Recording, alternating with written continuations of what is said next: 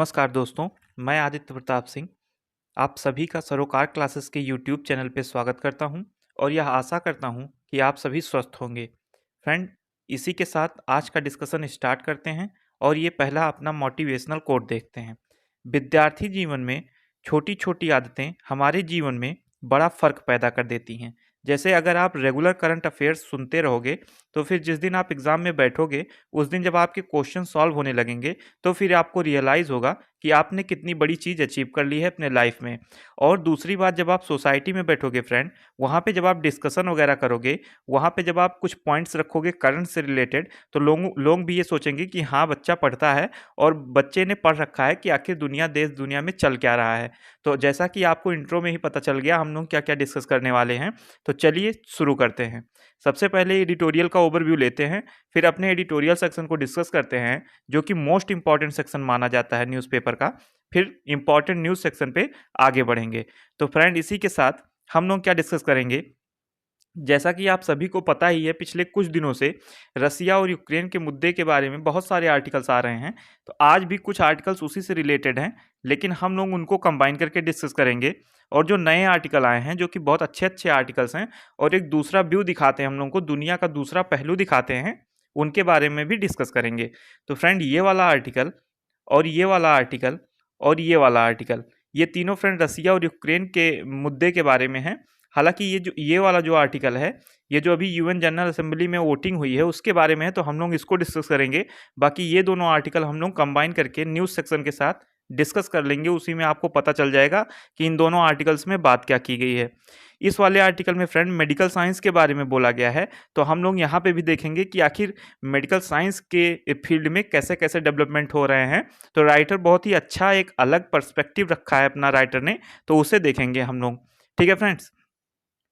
और इस वाले आर्टिकल में फ्रेंड, जिन बच्चों के माता पिता इस कोविड के टाइम पे अब नहीं रहे, उनके बारे में बात की गई है कि उनके बारे में गवर्नमेंट द्वारा क्या स्टेप लिया गया है और क्या स्टेप लेना चाहिए, कैसे कैसे क्या क्या रिपोर्ट आई हैं, तो उनके बारे में हम लोग इसमें डिस्कस करेंगे। और इसमें फ्रेंड जो कुछ ऑपरेशंस, जैसे हमने डिस्कस किया था ऑपरेशन गंगा क्या है, तो ऑपरेशन गंगा क्या था फ्रेंड, यूक्रेन से जो बच्चों को बाहर निकाला जा रहा है वो इसी ऑपरेशन के तहत निकाला जा रहा है। तो हम लोग इसमें तो ये डिस्कस नहीं करेंगे, हालांकि यही बताया जा रहा है कितने लोग हैं, कितने लोगों को निकाला गया, तो ये सब डिस्कस नहीं करेंगे, बहुत स्पेसिफिक चीज़ बोली गई है। लेकिन ये जरूर डिस्कस कर लेंगे इससे रिलेटेड कि कौन कौन से ऑपरेशंस पहले भी इंडिया द्वारा चलाए गए हैं, जो कुछ इंपॉर्टेंट ऑपरेशंस हैं। जैसे कि मैंने आपसे क्वेश्चन भी पूछा था कि ऑपरेशन मैत्री किस लिए चलाया गया था, तो आपको इसमें पता चल जाएगा इस वीडियो में। तो आप लोग वीडियो को लास्ट तक देखिए। अगर आपको वीडियो में कोई दिक्कत आती है फ्रेंड, तो फीडबैक दीजिएगा, उसे इम्प्रूव किया जाएगा। चलिए स्टार्ट करते हैं आज का डिस्कशन और अपने पहले आर्टिकल पे पहुंचते हैं। फ्रेंड, पहले आर्टिकल में बात की गई है कि कोविड के समय पे जिन बच्चों के माता पिता की मृत्यु हो गई, जिन बच्चों के माता पिता की जान चली गई, उनके बारे में, उन बच्चों के बारे में जो अब ऑर्फन हो गए हैं, उनके बारे में क्या ध्यान दिया जा रहा है। ऑर्फन का मतलब अनाथ होता है फ्रेंड, ठीक है। तो अब उनके बारे में क्या ध्यान दिया जा रहा है, इसके बारे में हम लोग डिस्कस करेंगे। तो सबसे पहले तो एक डेफिनेशन दी गई है राइटर द्वारा, उसको देख लेते हैं कि ऑर्फनहुड किसे कहते हैं। तो ऑर्फनहुड, जैसा कि आप लोगों को यहाँ पे दिखाई दे रहा होगा कि जो बच्चे के माता पिता होते हैं, एक मम्मी होती हैं, एक पापा होते हैं, एक मदर एक फादर, अगर इन दोनों में से किसी एक की जान चली जाए या दोनों की जान चली जाए, ठीक है, या फिर जो इन किसी बच्चे की कस्टडी करता है, जो मीन्स रखवाली करता है, उनमें से किसी एक की जान चली जाए, तो उस बच्चे को हम लोग ऑर्फन मानते हैं। ठीक है। तो यहाँ पे सबसे पहले तो एक इंपॉर्टेंट बात ये। अब दूसरी इंपॉर्टेंट बात फ्रेंड, एक रिपोर्ट निकल के आई है लैंसेट की। तो इसने क्या कहा है कि हमारे यहाँ कोविड के टाइम पे 19 लाख बच्चे लगभग के आसपास जो हैं वो ऑर्फन हो गए, ठीक है।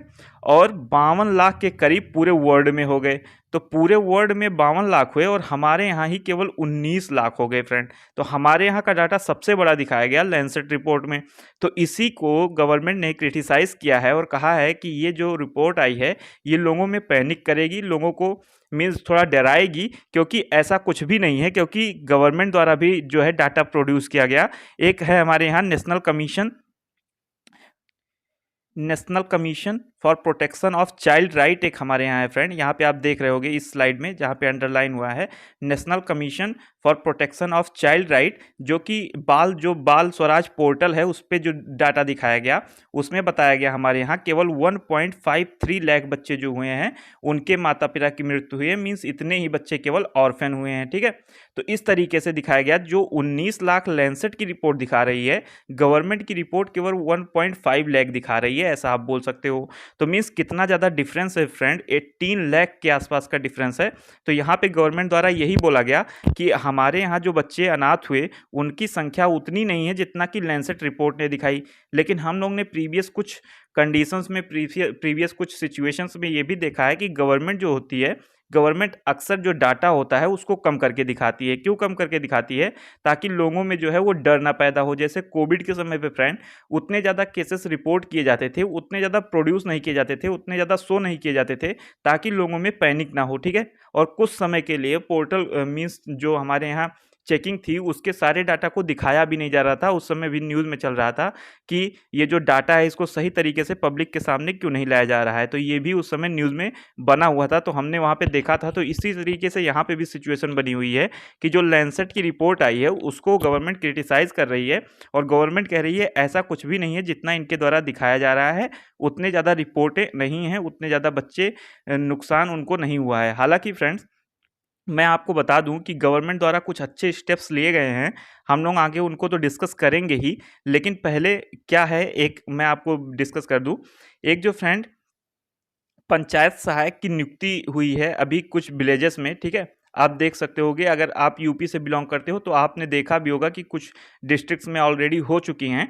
वहाँ पे इन बच्चों को जो है रिजर्वेशन भी दिया गया था, मींस प्रेफरेंस भी दिया गया था कि अगर जिनके माता पिता की मृत्यु या जिनके परिवार वाले की मृत्यु कोविड के समय में हो गई है उनको इसमें प्रेफरेंस दिया गया। तो इस तरीके से छोटे छोटे स्टेप से ही, जैसे हमने डिस्कस किया मोटिवेशनल कोट कि छोटे छोटे कदम से ही आपके परिणाम बदलेंगे, उसी तरीके से गवर्नमेंट ने ऑलरेडी ट्राई भी किया है और भी कुछ जो स्टेप्स है गवर्नमेंट द्वारा वो मतलब इस फील्ड में लिए गए हैं, हम लोग उनको भी आगे डिस्कस करेंगे। तो चलिए देखते हैं। तो एक स्टेप ये लिया गया है, PM cares for children employment of Covid affected children launch. ठीक है, ये इसको हम लोग शॉर्ट फॉर्म में क्या बोलते हैं, पीएम केयर्स फॉर चिल्ड्रन। ठीक है, पीएम केयर्स फॉर चिल्ड्रन।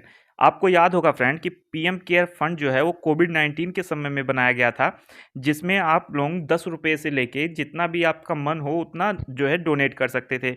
तो ये क्या काम करता है, ये काम करता है उन चिल्ड्रंस को मीन्स सपोर्ट प्रोवाइड कराता है जिनके मतलब जो बच्चे ऑर्फन हो गए हैं कोविड में अपने माता पिता के खोने की वजह से। ठीक है, मीन्स जिसके माता पिता की जान कोविड के टाइम पे गई है उन बच्चों के लिए ये बात करता है जो पीएम केयर्स फॉर चिल्ड्रन है। ठीक है, इसमें मंथली आपको कुछ दिया जाएगा जब तक 18 साल के नहीं हो जाते तब तक, और जब आप 23 साल के हो जाते हो तो आपको 10 लाख रुपए के आसपास दिया जाएगा। फिर अगर आप आगे बढ़ना चाहते हो तो एजुकेशन लोन प्रोवाइड कराया जाएगा, जिसका जो इंटरेस्ट होगा वो पीएम केयर फंड के थ्रू दिया जाएगा, आपको इंटरेस्ट देने की ज़रूरत नहीं है। ठीक है, और 5 लाख तक का आपकी दवाई जो होगी वो आयुष्मान भारत स्कीम जो है 18 साल तक आपका 5 लाख तक का दवा आपकी मुफ्त होगी। ठीक है, तो ये सारी चीज़ें इसमें हैं। और जो पीएम केयर फंड है फ्रेंड, इसमें 4 लोग आते हैं। एक तो प्राइम मिनिस्टर साहब खुद आते हैं, एक डिफेंस मिनिस्टर, एक होम मिनिस्टर और एक फाइनेंस मिनिस्टर, जैसा कि आप यहाँ पे देख रहे होगे। ठीक है, तो ये लोग आते हैं पीएम केयर फंड में। ये बनाया क्यों गया था, ये कोविड-19 के टाइम पे बनाया गया था कि इमरजेंसी रिलीफ प्रोवाइड कराने के लिए। ठीक है, लेकिन यहाँ पे एक कमी भी थी, एक लूप होल भी था, अभी हम लोग आगे उसको भी डिस्कस करेंगे। और ये जो है ये एक चीज़ बोली जाती थी यहाँ पे फ्रेंड कि micro donation for wider contribution. अगर आप छोटे छोटे, जैसा हमने डिस्कस किया ना कि बूंद बूंद से गड़ा बढ़ता है, इसी तरीके से छोटे छोटे स्टेप्स से पूरे परिणाम बदल जाते हैं। तो उस तरीके से अगर आप थोड़ा बहुत भी डोनेशन करोगे तो पूरा जो है वाइडर चेंज इससे लाया जा सकता है। लेकिन यहाँ पे एक कमी क्या हुई फ्रेंड, यहाँ पे एक कमी मेरे अकॉर्डिंग ये हुई कि ये आरटीआई एक बंदे के द्वारा फाइल की गई, लेकिन यहाँ पे मना कर दिया गया, क्योंकि आपको पता है कि आरटीआई एक्ट में अमेंडमेंट लाया गया था और उसके तहत कहा गया था कि जो भी चीज़ें जो है पीएमओ के अंतर्गत आएंगी, ठीक है, प्राइम मिनिस्टर ऑफिस के अंतर्गत आएंगी, वो आरटीआई उनके खिलाफ जो है आरटीआई नहीं दिया जाएगा, उनके बारे में आरटीआई नहीं दिया जाएगा। तो पीएम केयर फंड्स के बारे में क्या कहा गया, पीएम केयर्स फंड के बारे में कहा गया कि ये जो है पीएमओ ऑफिस के अंतर्गत आता है, इसलिए आरटीआई इस पर फाइल नहीं किया जा सकता। तो ये एक तरीके से फ्रेंड पब्लिक का पैसा है, है तो उसको तो जानने का अधिकार है कि ये खर्च कहाँ हो रहा है। तो ये एक स्टेप मुझे बहुत ही गलत लगा। तो ये था। अब हम लोग आगे बढ़ते हैं फ्रेंड, इसमें मेडिकल साइंस के बारे में डिस्कस किया गया है और राइटर बहुत ही अच्छा, बहुत ही मतलब जैसे सिक्के का दूसरा पहलू होता है उसको दिखाने की कोशिश की है राइटर ने। तो राइटर ने कहा है हमारे कंट्री में क्या होता है, जो ज़्यादातर टाइम होता है वो इलेक्शन खा जाता है। ठीक, ज़्यादातर टाइम हम लोग इलेक्शन पे दे देते हैं और ज़्यादातर टाइम हम लोग यही सोचते रहते हैं कि किनको हम लोग को रूल में लाना है, किनको हम लोग को जिताना है। ठीक है, यही सब सोचते रहते हैं। बाकी जैसा जो हमारा मेडिकल साइंस है, ठीक है, या और भी जो कुछ फील्ड्स हैं उन पे उतना ज़्यादा फोकस नहीं दिया जाता जितना देना चाहिए। जैसे एक फील्ड है फ्रेंड आर्टिफिशियल इंटेलिजेंस, जो कि बहुत ही ज़्यादा बार न्यूज़ में भी रहता है कि आर्टिफिशियल इंटेलिजेंस है क्या। अगर आर्टिफिशियल इंटेलिजेंस का सही तरीके से डेवलपमेंट हो जाए फ्रेंड तो आदमी के लिए कोई काम ही नहीं बचेगा। ठीक है, एक तो ये इसका ड्रॉबैक भी है और एक अच्छी बात ये भी है कि हम लोग जो है किसी मीन्स जैसे कोई महामारी वगैरह आती है तो उसमें हम लोग सपोर्ट प्रोवाइड करा सकते हैं। जैसे कि अभी था कोविड के टाइम पे, तो इसमें आर्टिफिशियल इंटेलिजेंस बहुत ही बड़ा काम कर सकता था। हालांकि ऐसा अभी उतना ज़्यादा डेवलपमेंट हुआ नहीं है इस फील्ड में, तो राइटर उसी के बारे में यहाँ पे कंसर्न दिखाते हैं। कहते हैं मैं मेडिकल साइंस से हूँ तो मैं मेडिकल साइंस के बारे में ही डिस्कस करूँगा। फिर राइटर 3 चीज़ें बताते हैं, वो बहुत ही इंटरेस्टिंग चीज़ें हैं, चलिए डिस्कस करते हैं। एक तो फ्रेंड वो बताते हैं कि लास्ट 4 महीनों में अगर देखा जाए तो मैंने क्या देखा, राइटर ने देखा 3 चीज़ें यहाँ पे इन्होंने नोटिस की। इन्होंने पहले केस में क्या नोटिस किया कि एक सक्सेसफुल एक्सपेरिमेंट हुआ सितंबर 2021 में। ठीक है, कहाँ पे हुआ, NYU लैंगोन हॉस्पिटल में, जो कि न्यूयॉर्क में है। ठीक है, यहाँ पे क्या हुआ फ्रेंड कि एक मेडिकल टीम ने एक मरे हुए आदमी के अंदर एक जो है किडनी, एनिमल की किडनी जो है लगाई और ये देखा कि ये जो किडनी है ये बेस्ट प्रोडक्ट निकालती है या नहीं निकालती है, मीन्स जैसे यूरिन वगैरह निकालती है या नहीं निकालती है। वो आदमी जो था जिसके ऊपर ये एक्सपेरिमेंट हुआ उसको ब्रेन डेड बता दिया गया था और उसने पहले ही अपने जो बॉडी है उसको दे रखा था, मतलब उसने एसेंट दे रखा था, उसने कह रखा था कि जब मेरी मृत्यु हो जाएगी तो मेरे ऊपर मेडिकल टेस्ट किया जा सकता है। फिर उसके फैमिली ने भी कंसेंट दे दिया, तो इस तरीके से ये जो टेस्ट हुआ इसको देखा गया और ये फ्रेंड वर्क भी किया। ठीक है, ये वर्क भी किया, आप देख रहे होगे इसने यूरिन प्रोड्यूस किया, इसने बेस्ट प्रोडक्ट निकाला। तो इस तरीके से हम लोग को एक नया डेवलपमेंट मिला मेडिकल साइंस के टाइम पे, जहाँ पे आज के समय में बहुत ज़्यादा लोगों की जो किडनी होती है वो ख़राब हो जाती है। तो हम लोग इस एक्सपेरिमेंट के थ्रू क्या हुआ कि अब हम लोगों को ये पता चल गया कि हाँ ये भी किया जा सकता है इस सेक्टर में। दूसरे केस के बारे में क्या राइटर बोलते हैं कि यूएसए के बारे में बताते हैं। ठीक है, जो कि यूनिवर्सिटी ऑफ मैरीलैंड, ठीक है, जो कि यूएस में है, यहाँ पे भी एक ऑपरेशन हुआ। ठीक है, वो भी सक्सेसफुल हुआ। इसमें क्या हुआ कि एक आदमी का जो हार्ट था, ठीक है, उसको रिप्लेस कर दिया गया किससे, एक जानवर के। ठीक है, एक जानवर के हार्ट से। अभी मैं बताऊंगा वो जानवर है क्या फ्रेंड, आपको वीडियो भी दिखाऊंगा। तो क्या हुआ कि एक आदमी का हार्ट एक जानवर के हार्ट से रिप्लेस किया गया और ये भी जो सक्सेसफुल हुआ, ये भी ऑपरेशन।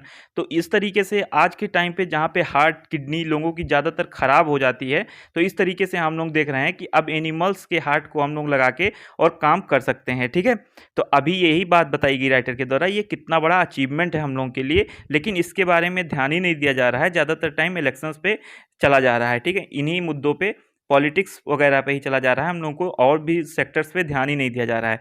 तीसरी बात बताई गई फ्रेंड कि एक आदमी द्वारा प्लान किया जा रहा है कि वो जो है सारे ऑर्गन्स का इकट्ठा मीन्स रखे और जेनेटिकली मॉडिफाइड जो हों ऑर्गन्स उन्हीं को मीन्स ट्रांसप्लांट किया जा सकता है।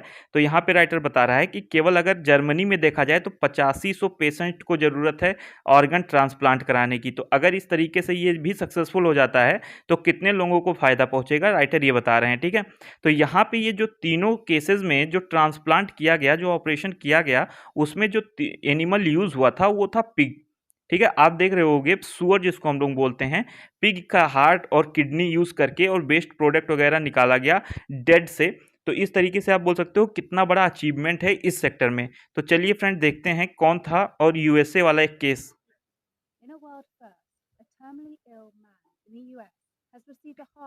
आप लोग देख रहे होगे फ्रेंड कि यहाँ पे ऑपरेशन हो रहा है, ये कहाँ है, ये जनवरी 7 को फ्रेंड। ठीक है, ये 7th ऑफ जनवरी को 7 जनवरी को एक डेविड बेनेट के नाम के आदमी था जो कि 57 साल का था, 57 ईयर ओल्ड था, ठीक है। मैरीलैंड यूएस में जो कि पहला पर्सन बना जिसका जो हार्ट है वो जेनेटिकली मॉडिफाइड पिग से ट्रांसप्लांट किया गया।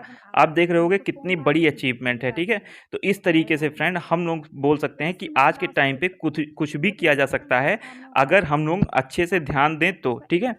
तो ये फ्रेंड अभी जिंदा भी है और ये इसका वर्क भी कर रहा है, ये न्यूज़ में भी था उस टाइम पे भी जब ये हुआ था सिचुएशन। तो इसी के बारे में ये आर्टिकल था पूरा, आई होप आपको समझ में आया होगा। तो चलिए आगे बढ़ते हैं अपने नेक्स्ट आर्टिकल पे। ये फ्रेंड फिर से रसिया और यूक्रेन के मुद्दे के बारे में है। तो एक ओवरव्यू दे दूंगा, जो अगर नए जुड़े हैं सरोकार क्लासेस से तो उनको पता चल जाएगा। यहाँ पे फ्रेंड दो रीजन था, एक लुहांस्क का रीजन था, एक डोनेस्क का रीजन था, ठीक है। तो इन दोनों रीजन्स को रसिया ने इंडिपेंडेंट घोषित कर दिया और यहाँ पे अपनी पीस कीपिंग फोर्सेस बिठा दी, जिसके बाद यहाँ पे वार छिड़ गई और अब रसिया पूरे यूक्रेन पे हमला कर रहा है, ठीक। तो इसी तरीके से बताया जा रहा है, जो हमने एक आर्टिकल्स वहाँ पे देखा था दूसरे पेज में, वो भी रसिया और यूक्रेन के बारे में ही था। तो उसमें बताया गया था कि अभी जो वहाँ पे ओल्ड मीन्स ओल्ड मैन या वुमेन है, या जो वहाँ पे प्रेग्नेंट वुमेन है, फ्रेंड मैंने एक वीडियो डालना भूल गया मैं, उसमें क्या था फ्रेंड कि जहाँ पे ये लोग छुपे हुए हैं यूक्रेन में, और क्योंकि रसिया द्वारा वार किया जा रहा है, रसिया द्वारा अटैक किया जा रहा है लगातार, तो वहाँ पे एक आप बोल सकते हो मीन्स एक घर में अभी 2 डॉक्टर्स के साथ एक डिलीवरी की गई, जिसके थ्रू जो एक औरत थी वो अपने बच्चे को जन्म दे पाई, ठीक है। तो इस तरीके से वहाँ पे सिचुएशन बनी हुई है। और कीव में और खारकीव में, जैसा कि खारकीव में हमारे एक स्टूडेंट की जान भी चली गई, फिर हमने कल डिस्कस किया था कि एक स्टूडेंट की अटैक की वजह से जान चली गई थी, ठीक है। और जो एक स्टूडेंट की जान गई वो ग्रोसरी शॉप के बाहर गया था एक सामान लेने, तो वहाँ लाइन में वो लगा था बेचारा और यहाँ पे अटैक हुआ और उसकी जान चली गई। तो अभी जब हमारे यहाँ के तमाम ऑपरेशंस वगैरह चलाए जा रहे हैं, ऑपरेशन गंगा वगैरह, 4 मिनिस्टर्स को भेजा भी गया है कि हमारे यहाँ के लोगों को लाया जा सके, जो लोग भाग के बाहर की कंट्रीज़ में आ गए हैं, मीन्स नेबरिंग कंट्रीज़ में आ गए हैं यूक्रेन के, जैसे मोल्दोविया में, रोमानिया में, हंगरी में, पोलैंड में। तो यहाँ हमारे 4 मिनिस्टर्स को भेजा गया है, जिसमें से हमने देखा था हरदीप सिंह पुरी जी थे, बीके सिंह जी थे, ठीक है, और भी कई मिनिस्टर्स थे। तो हमने वहाँ पे डिस्कस भी किया था ये आपसे। तो यहाँ पे फ्रेंड क्या बताया जा रहा है कि अभी जो जनरल, पहले तो यूएन सिक्योरिटी काउंसिल में हुई मीटिंग, तो यहाँ पे 15 मेंबर्स थे, जिसमें से 5 परमानेंट थे। आप कमेंट सेक्शन में बताइए परमानेंट मेंबर्स का नाम क्या था, और 10 जो थे वो नॉन परमानेंट मेंबर्स थे, और इसी में से एक था इंडिया। तो यहाँ पे इंडिया ने किसी के खिलाफ वोटिंग नहीं की, ना किसी के सपोर्ट में वोटिंग किया, बल्कि अपने आप को वोटिंग से अब्सटेन कर लिया, ठीक है, मीन्स वोट ही नहीं डाला इंडिया ने। तो यहाँ से बोला जा रहा था कि अभी तो 15 कंट्रीज थे, इंडिया ने अपने आप को अब्सटेन कर लिया, लेकिन जब यूएन जनरल असेंबली में होगा वोटिंग, वहाँ पे 193 मेंबर्स हैं टोटल, वहाँ पे इंडिया अपने आप को कैसे बचा पाएगा। तो यहाँ पे भी अब हो चुका है ये जनरल असेंबली में, मैंने आपसे डिस्कस भी किया है यूएन के बारे में, अगर आपने अभी तक नहीं देखा है तो पीछे जाके देख लीजिए, अदरवाइज आपको वीडियो भी प्रोवाइड करा दिया जाएगा रिसेंट कंट्रोवर्सी वाले प्लेलिस्ट में।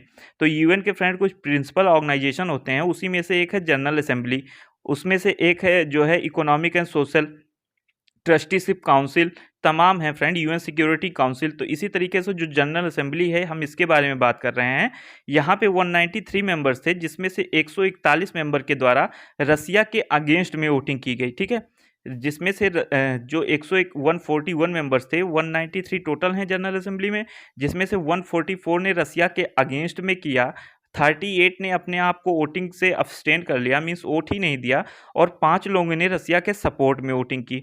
अभी ये 5 लोग कौन थे फ्रेंड, ये हम लोग को बहुत ही ज़्यादा ध्यान से देखना होगा, क्योंकि ये 5 ही हैं तो क्वेश्चन भी पूछ सकता है।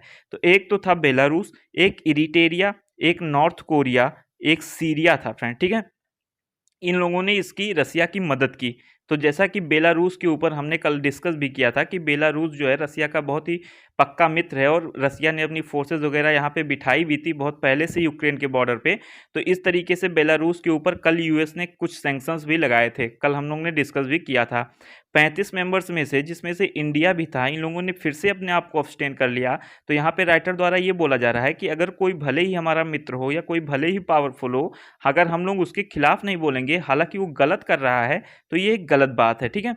लेकिन हम लोग बता दें फ्रेंड, मैं आपको बताऊं मैं पर्सनली क्या सोच रहा हूं, इस समय जो रसिया के द्वारा अटैक किया जा रहा है वो तो एक तो बिना किसी मोटिव के किया जा रहा है, केवल यूक्रेन को कब्जा करने के लिए, क्योंकि यूक्रेन ने कोई ऐसा स्टेप नहीं उठाया था जिसके लिए रसिया इतना बड़ा कदम उठा दे और वर्ल्ड वार 3 की सिचुएशन बन जाए। लेकिन हम लोगों की मदद रसिया कर चुका है, इसलिए हम लोग थोड़ा जो है रसिया की तरफ बायस्ड हैं, ठीक है। और इस तरीके से बोल सकते हैं आप कि रसिया ने भी दिखाया है अभी एक दिलेरी। क्या उसने दिखाया है कि उसका एक एयरक्राफ्ट था, उस पे बहुत सारे फ्लैग्स लगे हुए थे बहुत सारे कंट्रीज़ के। उसमें से जो है सभी कंट्रीज़ के फ्लैग्स उतर गए, लेकिन जो हमारे भारत का फ्लैग था वो अभी भी लगा हुआ है। तो इस तरीके से जो भारत ने वोटिंग नहीं की है, जो इंडिया ने वोटिंग नहीं की है इसके खिलाफ, तो कहीं न कहीं अभी भी हमारे फ्रेंडली रिलेशंस इसके साथ ये दिखा रहा है, ठीक है। तो ये बहुत ही अच्छी बात बोली गई है फ्रेंड कि जो अगर रसिया भी एक तरीके से हमारे द्वारा जो एक्शंस लिए जा रहे हैं उनका सपोर्ट कर रहा है, मीन्स हमको दिखा रहा है कि हाँ इंडिया मेरा सपोर्ट कर रहा है, तो ये बहुत ही अच्छी बात है। तो हम लोग को इसको सपोर्ट करना भी चाहिए। हालांकि जो यूक्रेन में हमारे यहाँ के लोग हैं उनको जब लाने की बात की जा रही थी, तो रसिया ने कुछ डाटा भी दिया कि अभी भी आपके सारे लोग बाहर नहीं गए हैं यूक्रेन से, क्योंकि बहुत सारे लोग खार्किव स्टेशन पे हैं, बहुत सारे लोग जो स्कूल में गए थे वो स्कूल में ही फंसे हैं, और कुछ लोग जो समी वाला रीजन था फ्रेंड, कल हमने डिस्कस किया था, जहाँ के रोड्स और रेलवे ट्रैक्स वगैरह टूट गए हैं, तो अब वो लोग कैसे जा पाएंगे। 500 कुछ लोग यहाँ पे भी हैं, तो रसिया ने ये हमको जानकारी दी है। तो इस तरीके से बात की जा रही थी कि जो अब बात की गई है यहाँ पे कि इंडिया के जो यूएन में रिप्रेजेंटेटिव हैं टीएस त्रिमूर्ति साहब, तो इन्होंने क्या कहा है कि यूएन में हम लोग इसलिए कुछ नहीं बोल रहे हैं क्योंकि हम लोग मीन्स इनके जो कमेंट है उससे ये निकाला गया है, ये निष्कर्ष निकाला गया है, कंक्लूजन निकाला गया है कि इंडिया दोनों साइड से बना रहना चाहता है, दोनों साइड से अच्छा बना रहना चाहता है, डिप्लोमेटिक तरीके से इंडिया प्ले कर रहा है। तो ये बात बोली गई है इस पूरे आर्टिकल में। तो फ्रेंड मैं आपको एक वीडियो दिखाऊंगा कि पहले जो है कीप फ्रेंड किसी भी कंट्री की जो कैपिटल होती है वो मोस्ट इंपॉर्टेंट होती है उस कंट्री के लिए। तो कैपिटल पे अगर हमला हो जाता है तो समझ लीजिए पूरे कंट्री पे हमला हो गया। जैसे अपने दिल्ली पे अगर हमला हो जाए तो समझ लीजिए पूरे कंट्री पे हमला हो गया। तो इस तरीके से मैं आपको एक वीडियो दिखाऊंगा जिसमें पहले कीव की क्या कंडीशन थी और अब कीव की क्या कंडीशन है। तो चलिए देखते हैं फ्रेंड। ये फ्रेंड्स पहले की कंडीशन है, जब अभी वार वगैरह नहीं हुआ था उसके एक दिन की पहले की कंडीशन है। ये मैंने ट्विटर से लिया है फ्रेंड, एक लोग जो कीप के थे उन्होंने ट्वीट किया था कि एक दिन पहले का है, जब हम मीन्स यहाँ पे अटैक नहीं हुआ था तब का। अब देखते हैं अटैक होने के बाद क्या सिचुएशन बनी हुई है।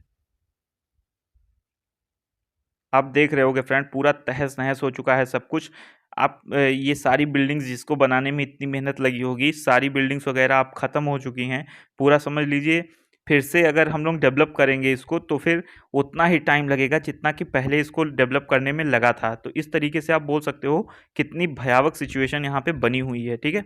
तो आई होप आप लोगों को क्लियर हुआ होगा ये। अब थोड़ा जनरल असेंबली के बारे में देख लेते हैं फ्रेंड कि जनरल असेंबली आखिर है क्या, ठीक है। तो ये यूनाइटेड नेशन का एक प्रिंसिपल ऑर्गेनाइजेशन है जिसका हेडक्वार्टर न्यूयॉर्क में है, ठीक है। और ये फ्रेंड कब बनी थी, 1945 में बनी थी। जैसा कि हमने पहले भी डिस्कस किया था कि वर्ल्ड वॉर फर्स्ट के बाद क्या बना, लीग ऑफ नेशन 1919 में, ठीक है। लीग ऑफ नेशन ने कहा कि वर्ल्ड वॉर सेकंड नहीं होने देंगे। वर्ल्ड वॉर सेकंड जब हो गई तो 1945 में फिर से ये यूनाइटेड नेशन बना। यूनाइटेड नेशन के कुछ ऑर्गन्स हुए, उन्हीं में से एक जनरल असेंबली है, ठीक है। ये एक प्रिंसिपल ऑर्गन है, 6 और प्रिंसिपल ऑर्गन्स हैं तो उसमें से एक है। ये फ्रेंड क्या है इस समय एक्टिव है और इसके प्रेसिडेंट कौन है, अब्दुल्ला सईद। इनको हम लोग ने बहुत ही सपोर्ट किया था फ्रेंड जब इनका इलेक्शन हुआ था। और मालदीव के हैं ये, ठीक है। तो हम लोग मालदीव से जो है अच्छा रिलेशन रखना चाहते थे, इसलिए हमने इसको सपोर्ट भी किया था। तो यहाँ पे भी बहुत सारे बवाल हुए थे। तो इस तरीके से अब्दुल्ला सईद जी इस समय यहाँ के प्रेसिडेंट हैं, ठीक। आपको आई होप क्लियर हुआ होगा कि जनरल असेंबली है क्या। इसको आप बोल सकते हो पूरा पार्लियामेंट ऑफ वर्ल्ड, ठीक है। पार्लियामेंट ऑफ वर्ल्ड, जैसे हमारे यहाँ का पार्लियामेंट है ना, उसी तरीके से वो वर्ल्ड का पार्लियामेंट है। इस तरीके से आप असेंबली बोल देते हो इसको। तो आई होप आप लोगों को क्लियर हो गया होगा ये पूरा मुद्दा। तो चलिए आगे बढ़ते हैं फ्रेंड और अपने कुछ न्यूज़ सेक्शन देखते हैं। इंडिया में फ्रेंड बताया गया है, जैसा कि मैंने आपसे कहा कि पुतिन साहब ने बताया है कि अभी आपके पूरे लोग नहीं निकले हैं, तो आप थोड़ा देखो। क्वाड का फ्रेंड फिर से जो है टेंशन दिखा रहा है यूक्रेन के ऊपर। तो क्वाड में फ्रेंड 4 मेंबर हैं, इंडिया, यूएसए, ठीक है, जापान एंड ऑस्ट्रेलिया। तो फ्रेंड जापान एंड ऑस्ट्रेलिया और यूएसए जो है ऑलरेडी जो है आप बोल सकते हो कि मीन्स रसिया और यूक्रेन के बारे में बोल रहा है, लेकिन इंडिया अपने आप को अब्सटेन कर रहा है। तो ये हमारे क्वाड का जो रिलेशन है आपस में ये भी बिगड़ सकता है यहाँ से। तो इसलिए हम लोग को थोड़ा ध्यान भी देना चाहिए कि हालांकि हाँ रसिया हमारा बहुत पुराना मित्र है, लेकिन कुछ ना कुछ थोड़ा बहुत देखना चाहिए कि हाँ क्या हो सकता है, ठीक है। स्टूडेंट जो है खार्किव को लीव कर रहे हैं, लेकिन अभी भी रेस्क्यू प्लान चल रहा है, क्योंकि जैसा मैंने आपसे डिस्कस किया अभी भी पूरे लोग बाहर नहीं निकले हैं। ठीक है, यहाँ पे फ्रेंड यूपी में जो इलेक्शंस थे उसके बारे में बताया गया है, तो इसको हम लोग डिस्कस नहीं करेंगे। आंध्र प्रदेश में फ्रेंड बताया गया है कि जो कैपिटल चेंज करने की बात की जा रही थी, ऐसा नहीं होगा। क्या हुआ था फ्रेंड कि जो आंध्र प्रदेश है हमारे यहाँ का, ये इससे तेलंगाना अलग हो गया 2014 में। ठीक है, इसको हमने डिस्कस भी किया था, तेलंगाना एक्ट भी बोला गया था इसको, जिस एक्ट के थ्रू ये अलग हुआ था तेलंगाना और आंध्र प्रदेश। तो यहाँ पे जो इसकी कैपिटल थी तेलंगाना की हो गई थी हैदराबाद, और आंध्र प्रदेश ने बना लिया था अमरावती। अब ये और भी कुछ कैपिटल्स अपना बना रहा था, तो इसीलिए हाई कोर्ट ने बोला है कि आपका आप कैपिटल चेंज नहीं होगा, एक अमरावती ही रहेगा, वही है। ठीक, तो यूट्यूब क्रिएटर्स के बारे में बात की जा रही है कि फ्रेंड कि ये लोग लगभग 6800 करोड़ रुपए इकोनॉमी में इन लोगों ने दिया है 2020 तक, अगर देखा जाए तो इस तरीके से आप बोल सकते हो एक अच्छी बात। ठीक है, और लगभग बहुत सारे जॉब्स भी प्रोवाइड कराए हैं फ्रेंड, लगभग 6.83 लाख जॉब यहाँ से आई हैं। ठीक है, तो एक अच्छी बात है हम लोगों के लिए।